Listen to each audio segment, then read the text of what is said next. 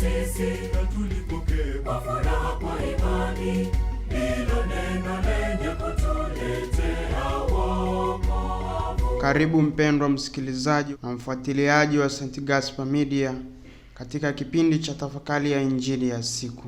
Leo Jumamosi, juma la pili, kipindi cha Majilio, mwaka A wa Kanisa. Masomo ya leo, somo la kwanza linatoka katika kitabu cha Yoshua bin Sira, sura ya 48, aya ya kwanza hadi ya 4 na aya ya 9 hadi ya 11. Na Injili takatifu ilivyoandikwa na Mathayo, sura ya 17, aya ya 10 hadi ya 13. Karibu tusikilize Injili. Walipokuwa wakishuka kutoka mlimani, wanafunzi wake wakamuuliza Yesu wakisema, "Kwa nini waandishi hunena ya kwamba imempasa Eliya kuja kwanza?" Naye akajibu akawaambia, "Kweli Eliya yuaja kwanza, naye atatengeneza yote. Ila nawaambia ya kwamba Eliya amekwisha kuja, wasimtambue. Lakini wakamtenda yote waliotaka. Vivyo hivyo Mwana wa Adamu naye aenda kuteswa kwao." Ndipo wale wanafunzi walipofahamu ya kuwa amesema nao habari za Yohana Mbatizaji. Neno la Bwana. Sifa kwako Kristo. Wapendwa taifa la Mungu, karibu tutafakari kwa pamoja maandiko matakatifu ambayo yanatusaidia kuendelea kujipatanisha na Mungu ili kujiandaa kiwa katika kipindi hiki cha Majilio kumpokea huyo atakayezaliwa mioyoni mwetu. Basi katika somo tulilolisikia la Injili takatifu linatufundisha kwamba tukiwa watu wa imani hatutateteleshwa na jambo lolote, hasa wakati pale ambapo mambo magumu, kipindi kigumu kinapotokea, inapotupasa tutetee imani yetu. Kristo anawagusia wanafunzi wake juu ya magumu yaliyompata Yohana Mbatizaji alipokuwa akiwahubiria ujio wake. Alihubiri ujio wa Kristo na kuwatangazia watu waandae hali zao za kiroho na kuacha mambo mabaya yaliyo machukizo kwa Mungu. Lakini mwisho wake ni kwamba Yohana Mbatizaji aliuawa. Hawakutambua lile alilokuwa akiwahubiria.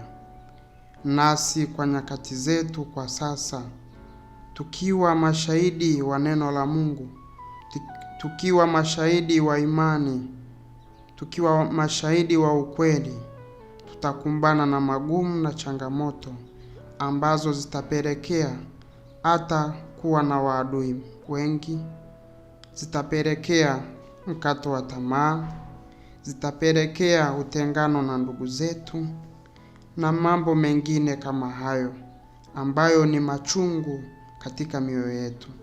Lakini tunaalikwa kubaki imara daima katika tumaini letu kwa Mungu ambaye anatuambia yeye hatatuacha, atatutegemeza daima katika hayo na atatupa thawabu kubwa iliyo kuu kuliko zote, yaani ya uzima wa milele.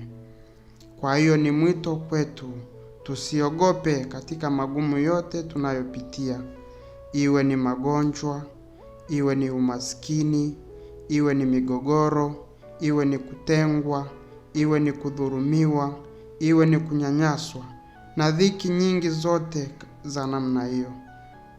Tujifunze kutoka kwa mifano ya watakatifu mashahidi ambao walisimama imara hata baada ya kupitia hayo magumu na changamoto.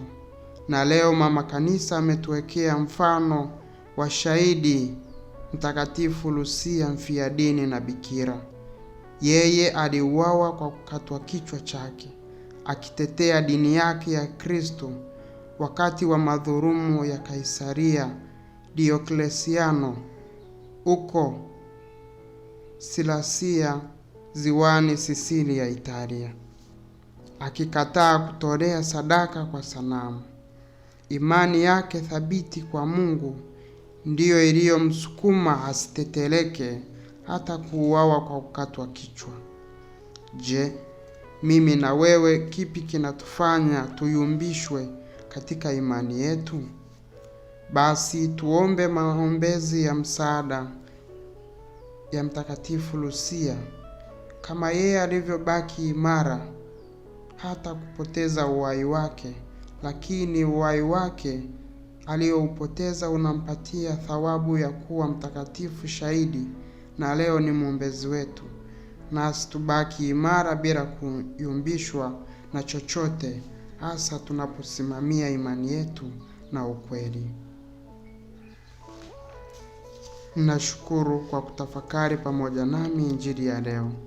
Niliyekuletea tafakari ni mimi Frater Verus Patrick Nsekela wa shirika la wamisionari wa damu takatifu ya Yesu kutoka seminari kuu ya Mtakatifu Gaspari del Bufalo, Kola, Morogoro.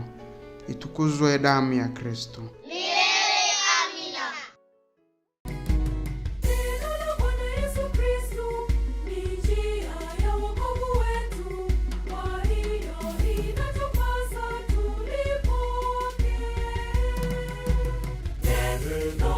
Bwana, nimekuja kwetu sisi